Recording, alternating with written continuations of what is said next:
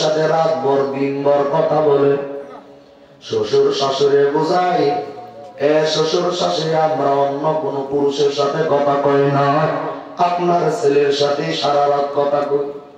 কিন্তু বিতর্কত দিক দিয়া দেখা যায়, রাতের বেলা স্বামী ডিউটি পালন করে দেশের বাহিরে, তুমি তোমার স্বামীর আমানত নষ্ট করে রাতভর পর পুরুষের সাথে কথা বলতেছো, ভাবছো কেউ দেখে না?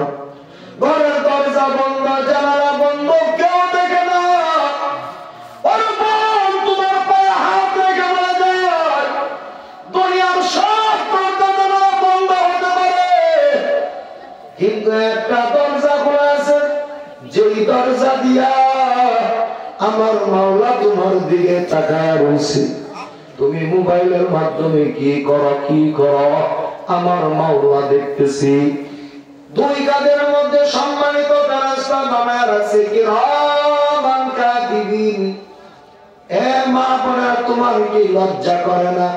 তুমি যখন পরপুরুষের সাথে কথা বলো, ফেরেশতারা তো ঠিকই দেখতেছে তুমি তোমার স্বামীর হক নষ্ট করো। এ যুবক ভাই, তুমিও ঘরের দরজা লাগায় পর্নোগ্রাফি ছবি দেখো, গুনার গুনাহ বলে কেউ দেখে না।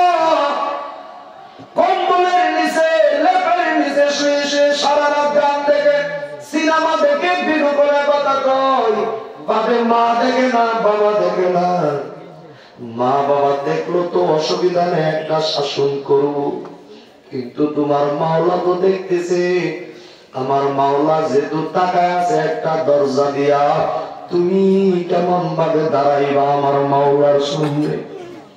আমাদের বুজুর্গরা গোসলখানায় যখন গোসল করে, দরজা লাগায় গোসল করে, দুনিয়ার কোন মানুষ আর গোসল দেখে না। সেখানে আল্লাহর খাঁটি বান্দারা কাপড় খুলে গোসল করে না।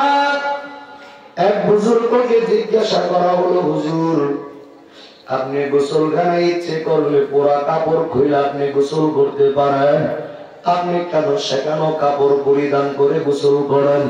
বুজুর্গ ডাক দিয়া বলল, যুবক আমি সেখানেও কেন কাপড় লাগায় গোসল করি, সেখানেও আমার মাওলা আমার দিকে তাকায় রয়েছে।